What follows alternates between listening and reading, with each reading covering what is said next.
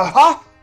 Welcome back to the Bond Report. Hey guys, my name is Chris, aka the Bearded Blofeld. So today we are talking about the song The Living Daylights. Sorry, I couldn't help myself at the beginning there. We're talking about the band Aha. A couple things about this band.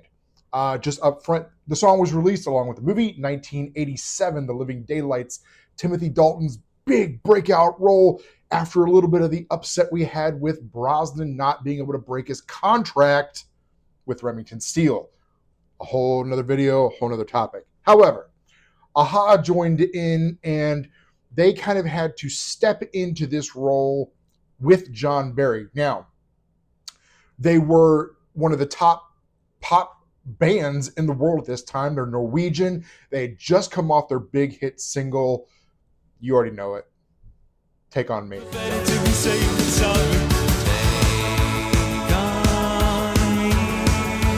The song was written by band member Paul Wakhtar.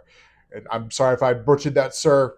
Not my intention. But it was also co-written by John Barry. And the band was a little confused with that for a minute. But it did have some good chart success, actually hitting number 5 in the UK on the charts and reaching, of course, number 1 in Norway, their hometown. Now, there is some controversy surrounding this track, okay? And it ended up being 2 different versions of the song. Not only that, there was a little bit of conflict between Aha, Barry, and Eon Productions. But I'm going to dive into that after we listen to the song. So let's go ahead and jump in and check out this track, The Living Daylights by Aha.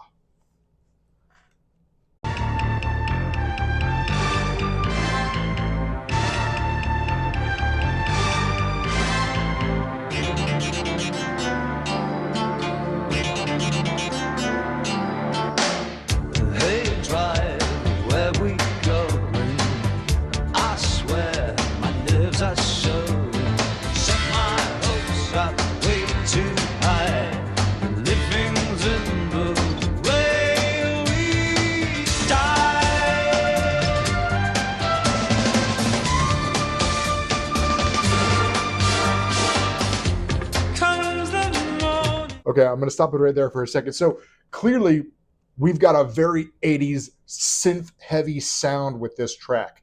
John Barry kind of stepped in, helped out with a few other things I'm going to talk about later. But you're going to hear a lot of drum work in this song. It's kind of surprising how much there is, but how natural it flows with the track. Okay, I'm going to back it up. We'll jump back in.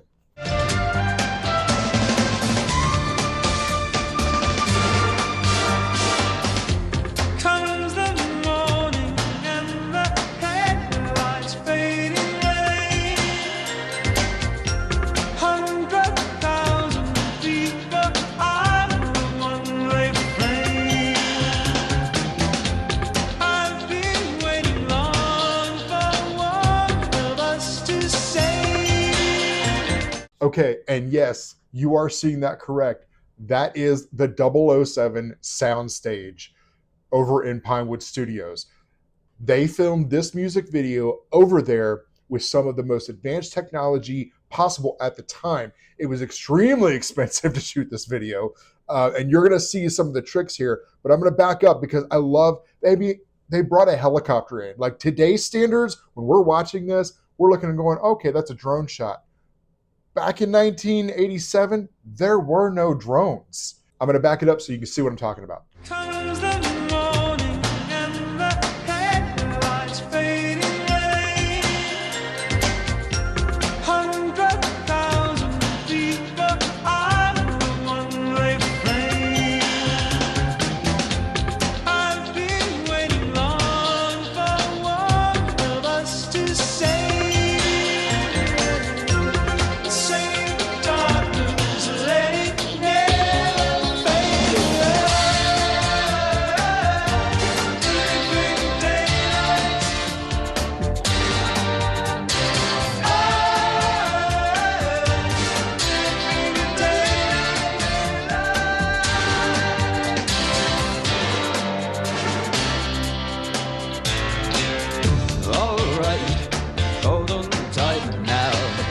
It's down to the wire.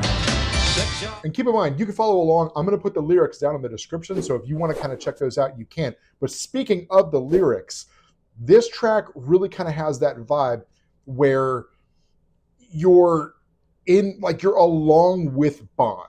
So it's not really talking about being Bond. It's not really talking about what Bond would do. It's, like right off the rip, we've got, hey driver, where are we going? I swear my nerves are showing. Set your hopes up way too high. Living's in the way we die. So, and I love how they do that play on words with living's in the way we die, because we've got the living daylights. Great play on words, and showing some adventure that, we're basically along for this ride. We're riding with Bond through this adventure. Also, with the graphics, you're going to see that there's a lot of you're seeing a car fly by and an airplane. You saw Bond drop in behind the lead singer there. This was super advanced technology for 1987. This video was extremely expensive. They spent a lot of time. I mean, it was frame by frame putting those pieces in and cutting out scenes from the movie to overlay for this music video. There's a reason why this tracked at number 5 in the UK, number 1 in Norway, but I'm going to tell you why I'm not talking about the American charts as we get closer to the end of this. So stay tuned to the end. There's a lot to talk about after this is over. All right, let's jump back in.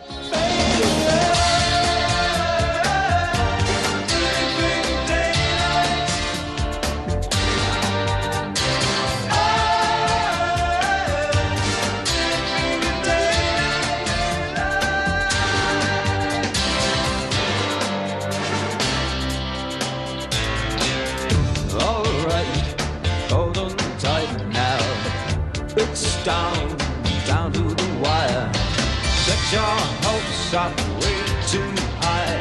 Living's in the way we die.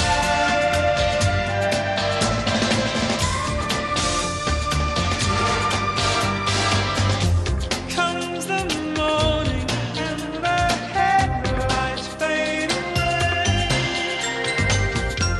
100,000 changes, everything's the same. I've been waiting long for one of us to say the darkness, let it never fade away. Living daylight.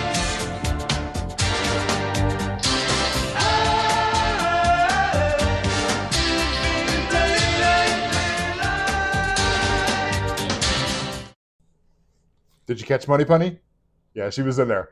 So another thing that they're doing with this, along with all of the graphic edits that you're seeing, overlaying the images of the film, also in the 007 soundstage there at Pinewood, you're also seeing they've got a projector running, and they're also overlaying footage on a giant projector over top of the band. So if you look at the lead singer's shirt, as I hit my mic, so if you look at the lead singer's shirt while he's singing, you'll see 2 eyes from one of the Bond girls on there from a conversation.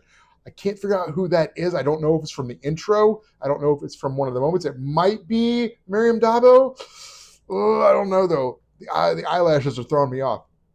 But they went to a lot to really make this video powerful, to make it be very impactful and visually appealing as well, because you got to figure this was at the height of MTV.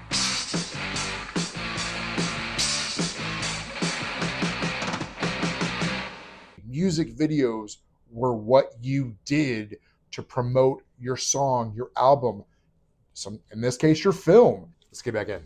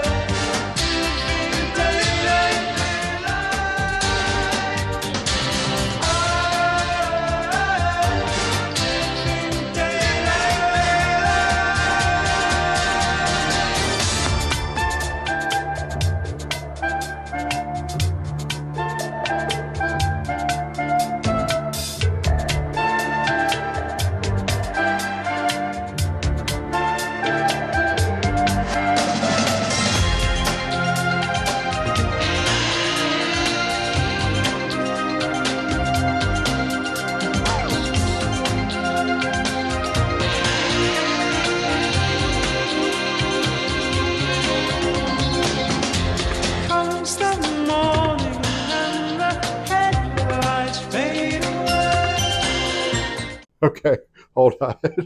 So every song, I always find one musical element that just jumps out at me and screams like this is almost like the instrument that they're featuring in the song.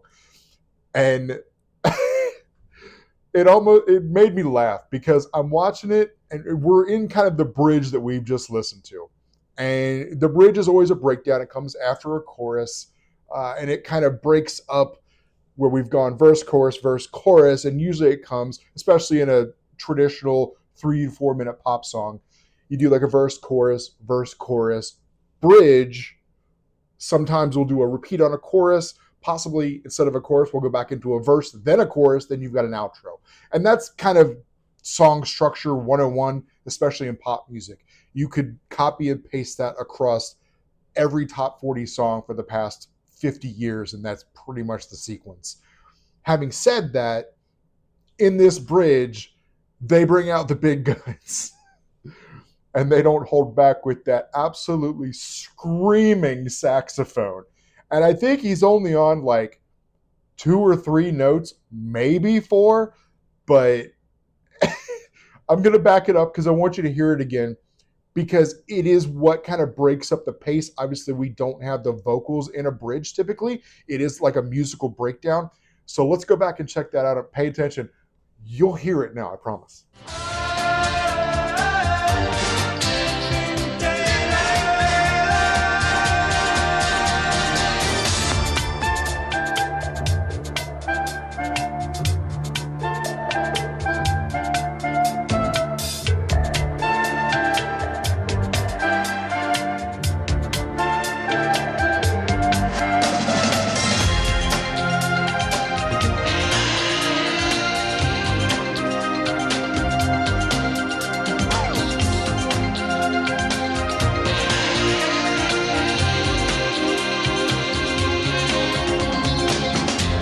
Comes the morning and the headlights fade away. 100,000 people are what they pay. Living daylight.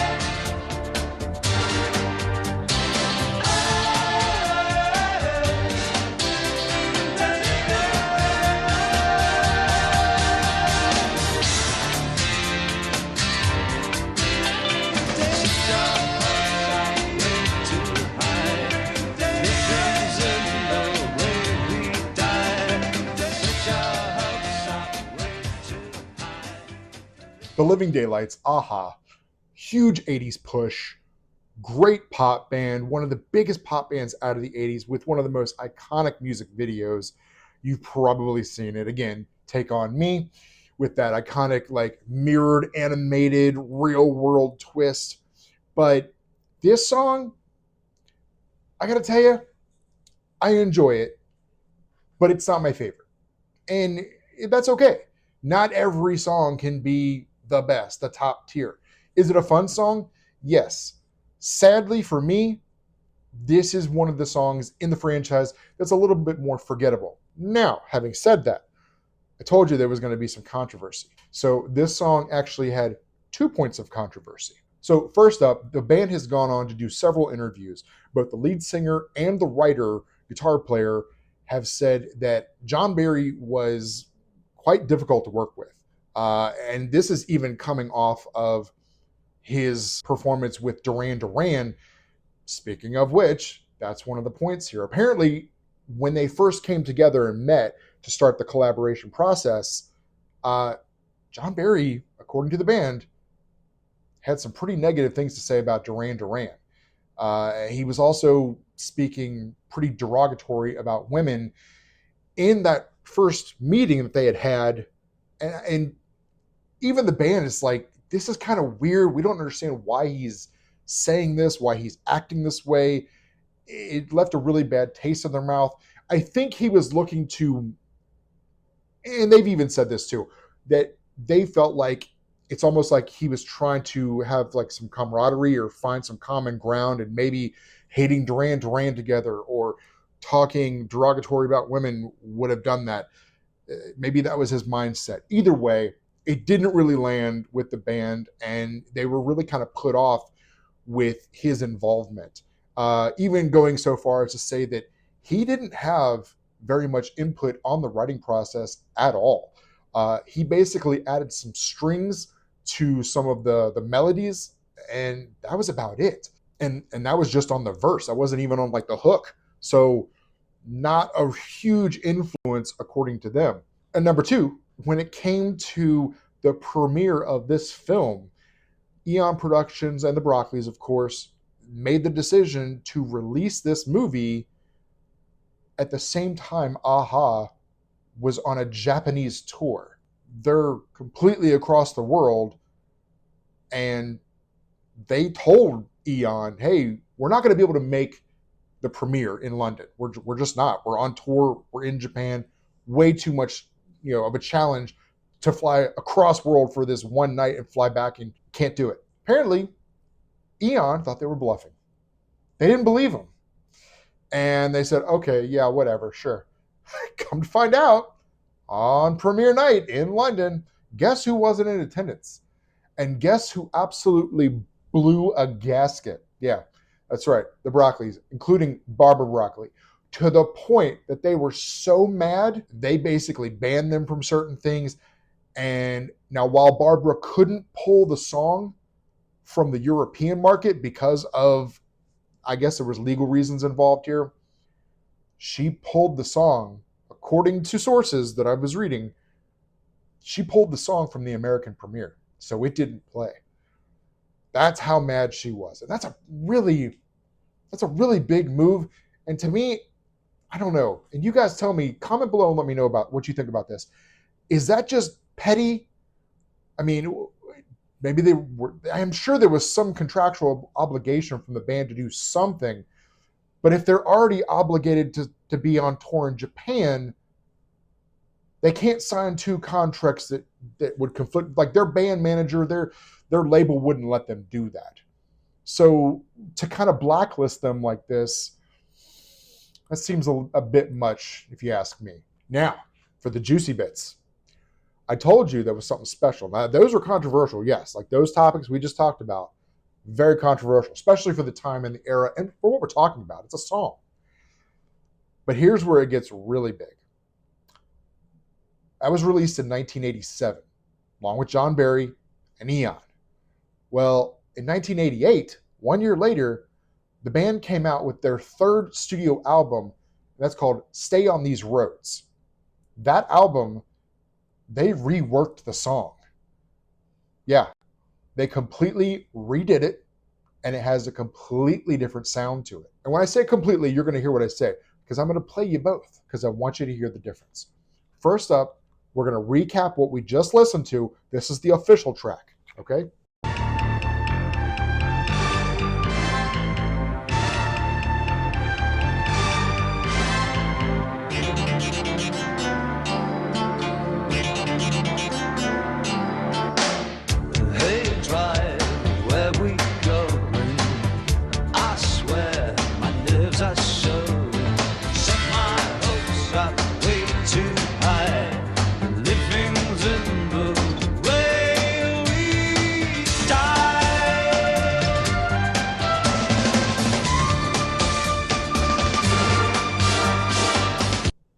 Okay, that was the studio version. Now we're going to hear the version they did 1 year later.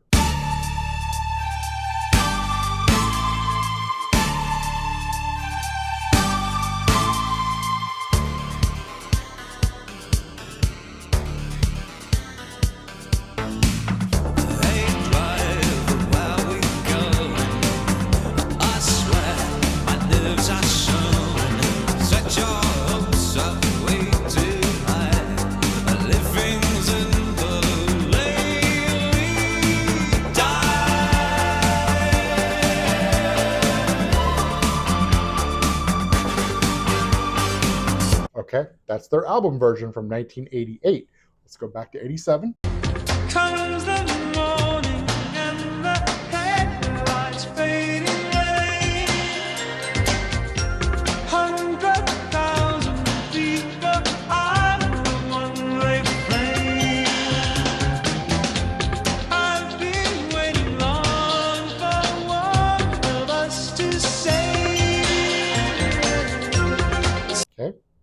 back to Aha's album version 1988. Comes the morning and my thoughts fade away.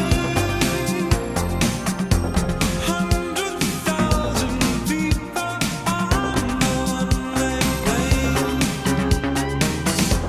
I've been waiting long for. Okay, so I'm not going to listen to the whole song with you guys for comparison, but you know it's out there. It's on their album, Stay on These Roads, the deluxe edition. I believe this was remastered in 2015. So if you want to hear the whole song in the full production, I will try to leave a link down in the description below so you can check that out. But what do you think? Do you think the controversy around this song was even warranted? Where does this song land for you? Let me know down in the comments.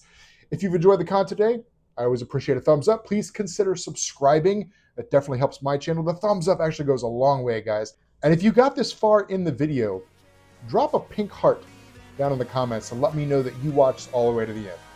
All right, guys, thanks so much for watching. And as always, Merry Christmas, 007.